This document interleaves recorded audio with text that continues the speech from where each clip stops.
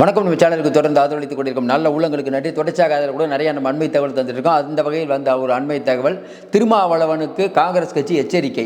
என்னங்க கேட்குறீங்க, திருமாவளவனுக்கு காங்கிரஸ் கட்சி எச்சரிக்கையா அப்படின்னா, ஆமாம், திருமாவளவனுக்கு காங்கிரஸ் கட்சி எச்சரிக்கை. தேவையில்லாமலாம் பேசிகிட்டு இருக்காதிங்க ரேஞ்சில் பேசிட்டாங்க. அதையும் தாண்டி வைகோவுக்கும் எச்சரிக்கை. தேவையில்லாமல் சீண்டாதீங்கிற லெவலுக்கு போயிடுச்சு. அப்போ விஜயை பிரவீன் சக்கரவர்த்தி சந்தித்தது காங்கிரஸ் தலைமைக்கு ஆசீர்வாதத்துடன் நடக்குதா? இப்போ திமுகவுக்கு ஒரு பெரிய நடுக்கம். என்னப்பா, நிலை வித்வான்கள் நிறைய பேர் இருந்தாங்க, அவங்களெல்லாம் வச்சு நம்ம பேச வச்சோம். காங்கிரஸ் இந்த மாதிரி பண்ணக்கூடாது. தேவையில்லாமல் நீங்கள் பிரவீன் சக்கரவர்த்தியை வச்சு விஜயை இப்போ சந்திச்சிங்கன்னா அப்புறம் உங்களை கட்சி விட்டு கூட்டணி விட்டு வெளியே அனுப்பிடுவாங்க திமுக ஸ்டாலின் அப்படின்லாம் மிரட்டிகிட்டு இருந்தார் திருமா.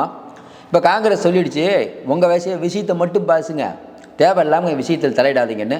திருமா அவர்கள் ரொம்ப பேசுகிறாருன்னு நம்ம தொடர்ந்து சொல்லியிருந்தோம். இப்போ காங்கிரஸ் தலைமை சொல்லிடுச்சு, இதுக்கு திருமா என்ன சொல்ல போகிறார்? உங்கள் கட்சி வேலையை மட்டும் பாருங்கள், எங்கள் கிட்டலாம் சீண்டாதீங்கன்ட்டாங்க. அதாவது திருமா கொஞ்ச நாளாகவே பார்த்தீங்கன்னா திமுகவுக்கு கூட ஊது ஊழலாக மாறிவிட்டார். திருமா அவர்கள் உண்மையிலே ஊது ஊழலாக மாறிவிட்டார் அப்படின்னு நீங்கள் நினச்சிங்கன்னா திருமாவை பற்றி உங்கள் கருத்தை சொல்லுங்கள். விசிக கட்சி இன்றைக்கி தமிழ்நாட்டு மக்களிடம் எப்படி அடையாளப்படுத்தப்படுகிறது? திருமா கட்சி இன்றைக்கி மக்களுக்காக பாடுபடக்கூடிய கட்சின்னு மக்கள் நினைக்கிறாங்களா, இல்லை வேறு மாதிரி நினைக்கிறாங்களாங்கிற உங்கள் கருத்தை சொல்லுங்கள். திருமாவை பற்றி உங்கள் கருத்தை சொல்லுங்கள். பொதுமக்கள் கருத்து வரவேற்கப்படுகிறது. இப்படிப்பட்ட சூழ்நிலை இன்றைக்கி பார்த்தீங்கன்னா, இன்றைக்கி திருமா அவர்களாகட்டும், நம்ம கம்யூனிஸ்ட் தலைவர்கள் வைகோ இவங்கெல்லாம் என்ன சொன்னாங்க, என்னங்க பிரவீன் சக்கரவர்த்தி போய் விஜயை பார்க்குறாரு, காங்கிரஸ் தலைமை அமைதியாக இருக்குது, ஒன்றுமே கண்டிக்காமல் இருக்கீங்க, இது சரியில்லை, அவர் நேரடியாக போய் பார்க்குறாரு, இப்படிலாம் சொல்லிட்டு இருந்தாங்க. யார்? செல்வ பிறந்தையே சொல்லிட்டு இருந்தார். பிரவீன் சக்கரவர்த்திக்கு அதெல்லாம் ஒன்றும் பிரச்சனை இல்லைங்க, அதெல்லாம் நாங்கள் திமுகவோட தாங்க இருப்போம் அப்படின்லாம் சொல்லிட்டு இருந்தாங்க. இன்றைக்கி காங்கிரஸில் இருக்கக்கூடிய மாணிக் தாக்கூர் விட்ட அறிக்கை, காங்கிரஸ் கட்சியின் உள்கட்டி செயல்பாடுகளை வெளியில் விமர்சிக்கிறது அநாகரிகம். திருமாவளவன், வைகோ, சண்முகம், வீரபாண்டியன் அவர்களுக்கு எச்சரிக்கை விடுத்த மாணிக் தாக்கூர் செய்தி போயிட்டுருக்கு. அப்போ என்ன சொல்ல வராங்க காங்கிரஸ்னால், இனிமே வாயை அடக்கி கொள்ளுங்கள் அப்படின்ட்டு. திருமா அவர்கள் கடந்த காலங்களில் தேவையில்லாமல் இந்த ராஜீவ்காந்திங்கிற வழக்கறிஞர்கிட்ட மோதி வெகுஜன மக்கள்கிட்ட பெரிய கோபத்துக்கு ஆளானார். சரியாக அடிக்கலைன்னு சொல்லி அவர் பேசிய வீடியோ பெரிய அளவுக்கு வைரல் ஆயிடுச்சு. அதுக்கப்புறம் கொஞ்சம் அமைதியாகிட்டாங்க விடுதலை சிறுத்தைகள். தேவையில்லாமல் வாயை கொடுத்து மாட்டிக்கிட்டோம், அமைதியாக இருப்போம்னு அமைதியாக இருந்தாங்க. ஆனாலும் தொடர்ந்து விஜயை சீன்றதுலேருந்து, பழனிசாமி எச்சரிக்கையாக இருங்க, பிஜேபி உங்களை விழுங்கிரும், ரைட்டுப்பா நீங்கள் எச்சரிக்கையாக இருங்க, ஏற்கனவே நீங்கள் தானே பிஜேபியோட ஃபஸ்ட்டு கூட்டணி போட்டு தானே நீங்கள் எம்எல்ஏ சீட் ஆனீங்க அப்படின்னு கேட்குற கேள்விக்கு இதுவரை திருமா அவர்கள் பதில் சொல்ல முடியல. எப்படி இருந்த திருமா எப்படி ஆகிட்டாருங்கிற ரேஞ்சில் தான் நம்மளால் பார்க்க முடியுது. இன்னொன்று எல்லாருக்கும் எழக்கூடிய சந்தேகம், இப்போ நம்மளும் சொல்லிகிட்டு இருந்தோம், என்னங்க பிரவீன் சக்கரவர்த்தி பார்க்குறாரு, ரெண்டாவது தடவையாக போய் பார்க்குறாரு, அப்போ இதெல்லாம் காங்கிரஸுக்கு தெரியாமையாக நடக்கும். அப்படிங்கும்போது டெல்லிக்கு இப்போ ஆதவ் அர்ஜுனாவும் நம்ம புஷி ஆனந்தெல்லாம் போய் சிபிஐயில் ஆஜராகிட்டு இருக்கும்போது இந்த விஷயம் வருது. அப்படிங்கும்போது டெல்லியிலேருந்து வேறு ஏதாவது மூவ் வருதா? உங்களுக்கு தெரியும், டெல்லியில் ஆதவ் அர்ஜுனா புஷி ஆனந்தும் போனால் டெல்லியில் இருக்க தலைவர்களை இயற்கையிலே பார்ப்பாங்க. அப்போ இந்த தகவலாம் சொல்லியிருப்பாங்க, பாருங்கள் தமிழ்நாட்டில் இந்த மாதிரிலாம் பண்ணிகிட்டு இருக்காங்க, நீங்கள் பிரவீன் சக்கரவர்த்தி எங்களை பார்த்ததுக்கு இந்த மாதிரி கூட்டணி கட்சி தலைவர்லாம் காங்கிரஸை திட்டுறாங்க அப்படின்னு சொல்லியிருக்கலாம். அப்படிப்பட்ட பர்சன் டெல்லியிலேருந்து ஒரு தகவல் மாணிக் தாக்கூருக்கு வந்திருக்கலாம், நீங்கள் பேசுங்க மாணிக் தாக்கூர். ஏன்னா மாணிக் தாக்கூர், ஜோதிமணி இவங்கெல்லாம் காங்கிரஸ் தலைமைக்கு ரொம்ப நெருக்கமானவங்க. ஜோதிமணி ஏற்கனவே செந்தில் பாலாஜிக்கு எச்சரிக்கை கொடுத்தது நமக்கு தெரியும். செந்தில் பாலாஜி அவர்களே, எங்கள் கட்சியிலேருந்தே நீங்கள் ஆளை எடுக்கிறீங்க, இது ரொம்ப தப்பு, கூட்டணி தர்மத்துக்கு முரணானது, நானும் எவ்வளோ நாள் பொறுமையாக இருப்பேங்கிற ரேஞ்சில் செந்தில் பாலாஜிக்கே எதிர்த்து அறிக்கை விட்டாங்க. காங்கிரஸ் கட்சி இந்த மாதிரிலாம் பேசணுங்க. காங்கிரஸ் கட்சி இவங்கள பார்க்கக்கூடாது அவங்கள பார்க்கக்கூடாதுன்னு சொல்கிறதுக்கு யாருக்கும் உரிமை இல்லை. இன்னொன்று கேட்குறோம், இன்றைக்கி நம்ம திமுக ஸ்டாலின் அவர்கள் மோடியை போய் பார்க்குறாரு, கரெக்ட், மோடியை மட்டுமா பார்க்குறாரு, ஆர்எஸ்எஸ் தலைவர்களை பார்க்கல. அப்போ காங்கிரஸ் கட்சி என்னங்க ஆர்எஸ்எஸ் தலைவர்களை ஏன் பார்த்தீங்க அப்படி கேட்க முடியுமா? ஆர்எஸ்எஸ் தலைவர்களை பார்க்குறீங்க, பெரிய டீலிங் அதானி கூட நடத்துகிறாரு உங்கள் மருமகன், இதெல்லாம் கேட்கக்கூடாது. ஆனால் நீங்கள் அவங்க மட்டும் விஜய்கிட்ட பேசுனா கேட்பீங்க, எந்த விதத்தில் நியாயம்? என்ன யாருங்க அடிமை? இன்னொன்று காங்கிரஸ் கட்சி என்னங்க, இப்போ 4-5 ஸ்டேட்டில் ஆண்டுட்டு இருக்கக்கூடிய கட்சி, இந்தியாவை ஒரு காலத்தில் கட்டி ஆண்ட கட்சி. ராகுல் காந்திக்கும் பிரியங்கா காந்திக்கும் ஸ்டாலின் பண்ணுற டபுள் கேம் தெரியாதா? நல்லா யோசனை பாருங்க. இன்றைக்கி திரும்ப யார் சொல்லி பேசுகிறாருங்கிறது ராகுல் காந்திக்கு தெரியாமையாக இருக்கும்.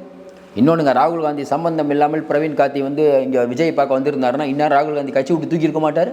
நல்லா யோசனை பாருங்க. அப்போ என்ன நடந்து கொண்டு இருக்கிறது? வேறு ஒரு பிரச்சனை நடந்துகிட்டு இருக்கிறது. என்ன பிரச்சனை நடந்துகிட்டு இருக்கிறது? காங்கிரஸ் கட்சி என்ன நினைக்குதுன்னா, விஜயோட பேசுவோம், இதை வச்சு திமுகவை மிரட்டி நம்ம நிறையா காரியம் சாதிப்போம். ஏற்கனவே திமுகவை மிரட்டின கட்சி தான். மேலே கலைஞர் டிவி மேலே தயாளம்மாள்கிட்ட விசாரணை நடந்து கொண்டு இருக்கும்போது கலைஞர்கிட்ட இங்கே சீட்டு பேரம் நடத்தி சீட்டு வாங்கினவங்க தான். 63 சீட்டு காங்கிரஸுக்கு ஏன் கலைஞர் அவர்கள் கொடுத்தாரு? நல்லா யோசனை பாருங்கள். போன தடவை கூட காங்கிரஸுக்கு எண்ணிக்கை குறையிற மாதிரி இருந்துச்சு. ஜாபர் சாதிக்கு அந்த போதைப் பொருள் கடத்தல் கரெக்டாக அந்த நேரத்தில் வருது. அகில இந்திய ரீதியில் இருக்கக்கூடிய ஒரு பெரிய கட்சி தங்களுக்கு ஆதரவாக இருக்கணும் அப்படிங்கிறதுனால சீட்டு கொடுத்தாங்க. இல்லைன்னா காங்கிரஸுக்கு போனதில் 10 சீட்டே கொடுத்துருக்கோம். அது திமுக. இன்றைக்கும் திமுகவில் பல பேர் காங்கிரஸ் எக்ஸ்ட்ரா லக்கேஜ்னு தான் நினைக்கிறாங்க. மறுபடியும் சொல்கிறோம், சரியோ தப்போ, காங்கிரஸ் தனியாக நின்று தமிழ்நாட்டில் ஜெயிக்க முடியாது. திமுக தனியாக நின்று ஜெயிச்சிட முடியுமா? திமுக கேட்குறாங்கல்ல, நாங்கள்ங்கிறாங்க. நீ இன்னும் தனியாக நின்று ஜெயிச்சிருங்க. உங்களுடைய வாக்கு சதவீதம் எவ்வளோ? காங்கிரஸ் கட்சி உங்களோடு இருக்கிறனால இஸ்லாமியர்களும் கிறிஸ்தவர்களும் உங்கள் பக்கம் இருக்காங்க. இல்லைனா இஸ்லாமியர் கிறிஸ்தவர்கள் உங்கள் பக்கம் இருப்பாங்களா? நீங்களே பார்த்துட்டு இருக்க. நீங்கள் சொல்லி நியாய தர்மம் வேணாமா? காங்கிரஸ் அப்புறம் ஒன்றுமே இல்லைன்னா அப்புறம் எதுக்கு எல்லோரும் கூப்பிட்டுருக்கீங்க? இன்றைக்கி தேமுதிக வரைக்கும் கூப்பிட்டுருக்காங்க. பிஜேபியிலேருந்து எல்லாரும். தேமுதிகவோட சின்ன கட்சியா காங்கிரஸ்? நல்லா யோசிப்பார். காங்கிரஸ் எந்த இடத்துல இருக்குதோ அங்கே தான் சிறுபான்மை மக்கள் இருப்பாங்க. விஜய் ரொம்ப தெளிவாக இருக்கார். ஓபிஎஸ், டிடிவி எல்லாத்தையும் தாண்டி காங்கிரஸ் நமக்கு முக்கியம். காங்கிரஸ் கூட இருந்தாங்கன்னா அது வேறு விதமான விளைவுகளை ஏற்படுத்தும். இப்போ விஜய்க்கு வெற்றி மாதிரி தானே. என்னங்க, பிரவீன் சக்கரவர்த்தி விஜயை பார்த்ததுக்கு விமர்சித்தா டக்குன்னு வந்து அது இத்தனை நாளைக்கு அப்புறம் அப்போ 6 முறை உட்காந்து யோசனை பண்ணி அறிக்கை விடுங்கன்னு சொன்னதுனால தான் அந்த அறிக்கை விட்டுருக்காரு. ஏன்னா இது அறிக்கை விடலைன்னு என்ன ஆகும்னா, இப்போ திரும்ப வைகோ அவங்களாம் இன்னும் பேசுவாங்க. திமுக பேச வைக்கும், பேசுங்க, இதெல்லாம் கூட்டணி தர்மத்துக்கு எதிரானது, பிரவீன் சக்கரவர்த்தியெல்லாம் நீங்கள் தப்பு, இந்த மாதிரிலாம் பண்ணக்கூடாது அப்படின்னு இவங்களே ஏதாவது கிளப்பி விடுவாங்க. நாங்கள் வந்து திமுகவுக்கு ஆதரவாக இருப்போம், எந்த சூழ்நிலையிலும் திமுகவை விட்டு கொடுக்க மாட்டோம் அப்படிங்கிற ரேஞ்சில் அவங்க பேசுவாங்க. அதெல்லாம் பேசக்கூடாது, வாயை அடக்குங்கன்னு சொல்கிறதுக்கு தான் இந்த அறிக்கை. யாகாவாயினும் நாகாக்க. நம்ம என்ன கேட்குறோம், திருமாவர்களுடைய உட்கட்சியில் யாரோ ஒருத்தர் வந்து இன்னொரு கட்சியில் போய் பேசும்போது காங்கிரஸ் அதெல்லாம் பேசக்கூடாதுன்னு சொன்னால் திரும்ப ஒத்துக்குவாரா? நல்லா யோசனை பாருங்க. இந்த ராஜீவ்காந்திங்கிற மேட்டரில் வந்து காங்கிரஸ் என்ன இருந்தாலும் திரும்ப பண்ணுறது தப்புங்க, உள்ளே போய் இடிச்சிருக்கக்கூடாது அப்படின்னு ராஜீவ்காந்தி யாராவது ஒருத்தர் போய் பார்த்துருந்தாங்கன்னு வச்சுக்க, சில திருமாவளவனுக்கு எப்படி இருக்கும்? நல்லா யோசனை பாருங்க. இன்றைக்கி இருக்கக்கூடிய சூழ்நிலையில் திருமாவர்கள் தொடர்ந்து ரொம்ப அதிகமாக பேசுகிறாரு அப்படிங்கிற விமர்சனம் அவங்க கட்சிக்காரங்கிட்டே இருக்குது. அதை மெய்ப்பிப்பது போல் இன்றைக்கி காங்கிரஸ் கட்சி ஒரு வலுவான கண்டன அறிக்கையை தயார் செய்து கொடுத்துருக்காங்க. நம்ம ஏற்கனவே சொன்ன மாதிரி வேறு மாதிரியான ரூட்டு போயிட்டுருக்குது. இன்னமும் காங்கிரஸ் தலைவர் ரெட்டை முடிவாக தான் இருக்குது. வேணுகோபால்லேருந்து எல்லோரும் என்ன சொல்கிறாங்க, வேணாம், பிஜேபி தமிழ்நாட்டில் வளர்ந்துட்டுருக்குது, ஏன் பிஜேபியோட தான் திமுகவை திட்டுறாங்க, வளருது, நம்ம திமுகவுக்கு ஜால்ரா போட்டுட்டு இங்கே வந்து ஒரு மாநில தலைவரே ஜால்ரா போட்டுட்ருக்காரு, செல்வ பிறந்தகை இருக்கும் வரை காங்கிரஸ் உருப்படாது, இவரை முதல்ல மாற்றணும்.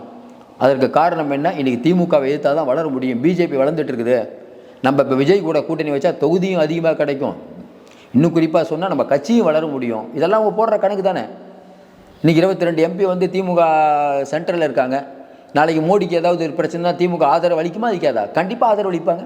இந்த சாந்தி மசோதா, நிறைய பேர் கூட நம்ம இந்த சாந்தி மசோதாவை பற்றி பேசணும். சாந்தி மசோதானால ஒரே ஒரு நாள் நாடாளுமன்றத்தில் பேசினாங்க, அதுக்கப்புறம் அமைதியானது திமுக. எதற்காக? இவர்கள் மீது இருக்கக்கூடிய வழக்குகள் தானே. நானும் சார், எனக்கும் உங்களுக்கும் தெரியாது, மேலே இருக்கணும் தெரியாது, நீங்கள் சொல்லுங்கள் சார், திமுகவுக்கும் மேலே இருக்கக்கூடிய பிஜேபிக்கு ஒரு அண்டர்ஸ்டாண்டிங் இருக்கா இல்லையா?